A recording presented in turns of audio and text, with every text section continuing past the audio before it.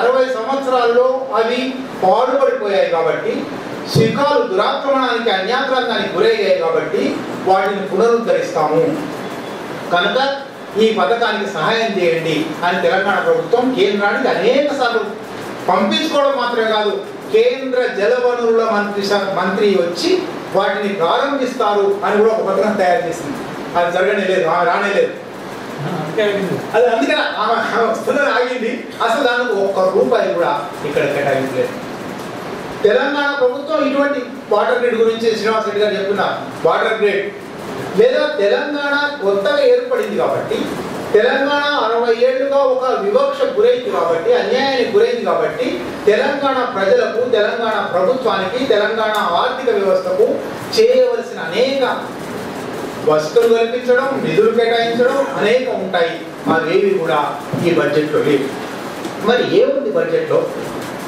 Machine కాకతీయకు లేదు, water గ్రిడ్కు లేదు, తెలంగాణకు లేదు, సంక్షేమానికి లేదు, వ్యవసాయానికి లేదు.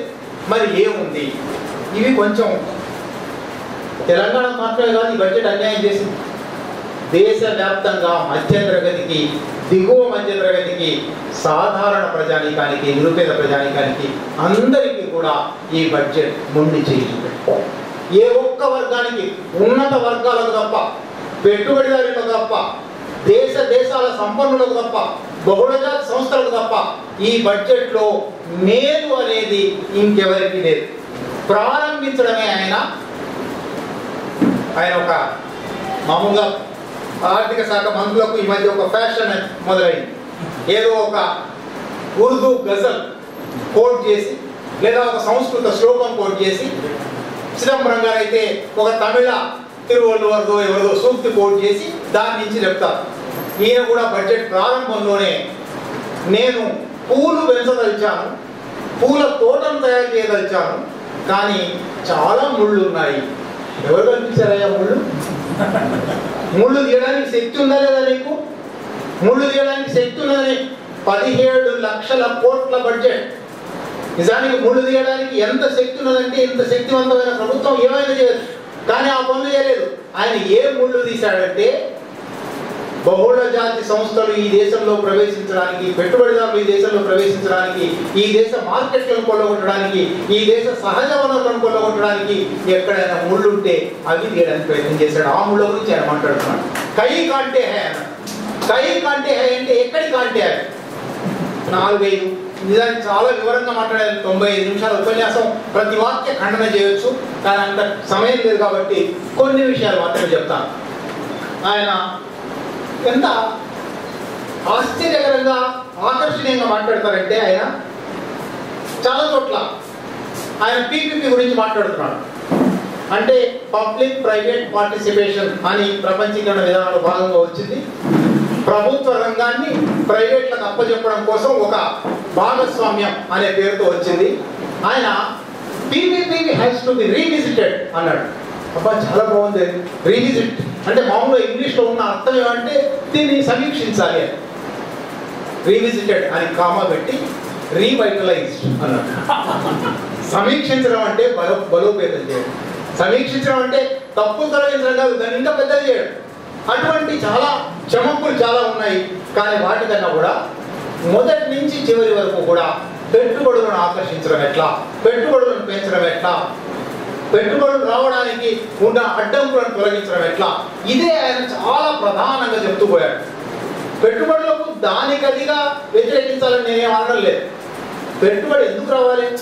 పెట్టుబడి వస్తే అది ఈ దేశ ప్రజల అవసరాలను తీర్చే సరుకులను, సేవలను ఉత్పత్తి చేసేది కావాలి, విదేశాలకు ఎగుమతి చేయడానికి కాదు. పెట్టుబడి వస్తే అది ఈ దేశ సహజ వనరులను ఈ దేశ ప్రజల బాగు కోసం ఉపయోగించినట్టు రావాలి. పెట్టుబడి వస్తే ఈ దేశ ప్రజల ఉపాధి కల్పనకు దారితీసేటట్టుగా రావాలి. ఈ 3 కారణాలు తప్ప మరొక కారణం పెట్టుబడి రావడానికి వీల్లేదు. వాళ్ళ లాభాల కోసం వస్తున్నారు వాళ్ళు. వాళ్ళ లాభాల కోసం వచ్చినప్పుడు కూడా చంద్రబాబు గారు చెప్తున్నారు, వాళ్ళ లాభాల కోసమే వస్తారు వాళ్ళు. కానీ అప్పుడు నువ్వు ఉద్యోగాలు కల్పిస్తేనే రాణిస్తానయా, లేకపోతే రానివ్వను. నువ్వు ఇక్కడ మార్కెట్ పెంచుకుంటే రాణిస్తానయా, లేకపోతే రానివ్వను. ఇక్కడి వనరులను, ఇక్కడ మనం ఆంధ్రులను ఇక్కడి నుంచి ఎందుకు వెళ్ళగొట్టాం? మన వనరులను వాళ్ళు కొల్లగొట్టుకుపోయారు కాబట్టి. ఇప్పుడు ఇవాళ మోడీ ప్రభుత్వం మన వనరులను కొల్లగొట్టిపోవడానికి వాళ్ళని పిలిచి ఎర్రటి వచ్చి ఆహ్వానిస్తూ ఉన్నారు. వాటిలో భాగంగా ఆయన ఒక 2-3 ఈ పెట్టుబడులను ఆహ్వానించడానికి ఏం చెప్పాడు అది చూస్తే ఒళ్ళు జలధరిస్తుంది. ఒక మాట ఏమన్నాడంటే, ఇప్పుడట ప్రతిదానికి ఒక సమస్య చెప్తాడు, నిజమైన సమస్య.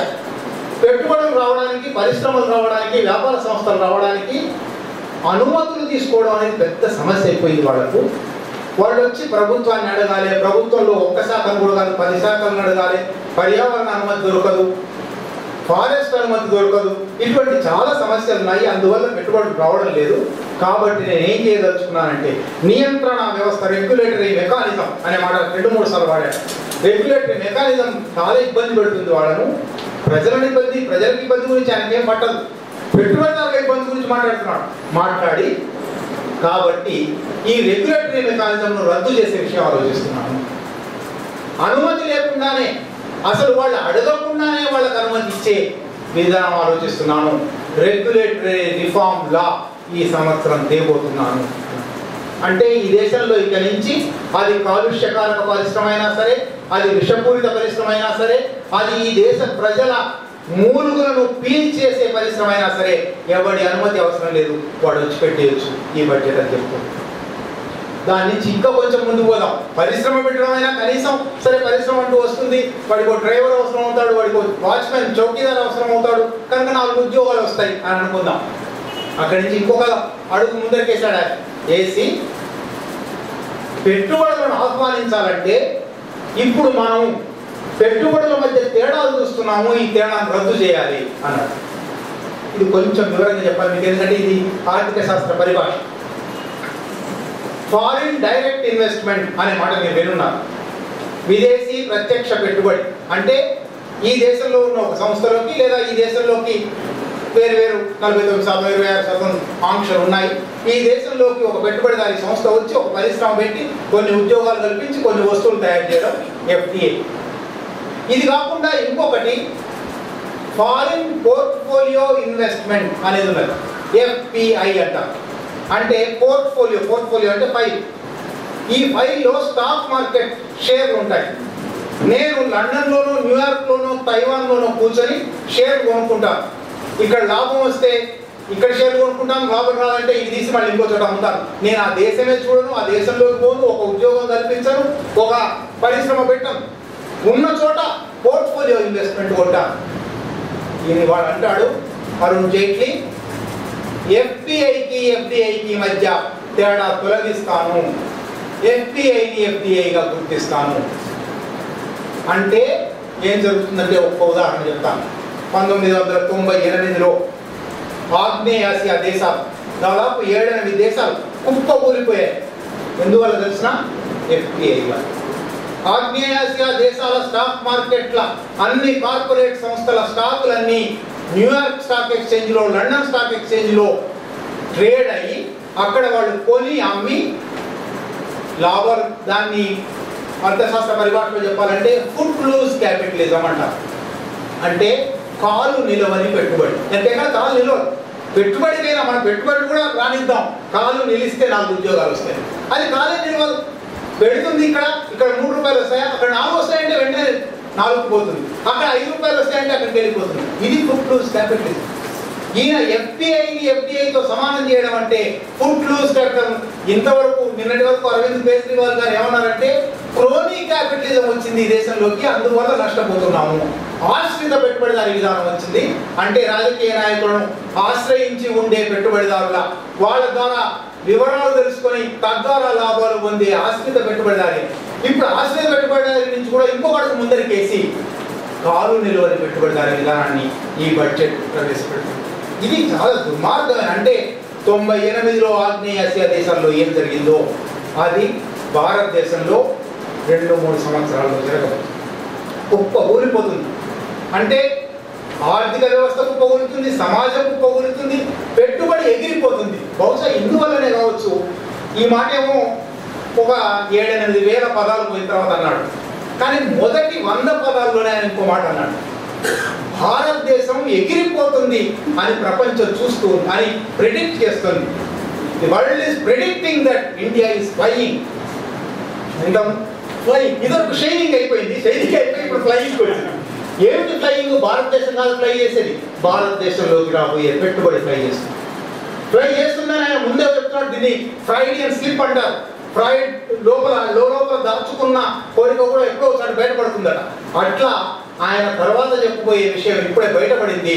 ఇది అత్యంత దుర్మార్గమైన భారతీయ జనతా పార్టీ ప్రభుత్వం, ఎన్డీఏ ప్రభుత్వం ఎట్లా ప్రవర్తిస్తున్నదంటే, ఈ 5 ఏళ్ల తర్వాత మేము ఉండకపోయినా ఈ దేశాన్ని సర్వనాశనం చేసి మత విద్వేషాలు రెచ్చగొట్టడం ఒకవైపు, గర్వాపసి లాంటి దుర్మార్గమైన పథకాలు ప్రవేశపెట్టడం ఒకవైపు, ఇంకొక వైపు ఆర్థిక వ్యవస్థను చిన్న భిన్నం చేసి ఆ తర్వాత ఏమైనా కానీ అనే ఒక దుర్మార్గమైన స్థితికి ఈ బడ్జెట్ ఒక ఉదాహరణ.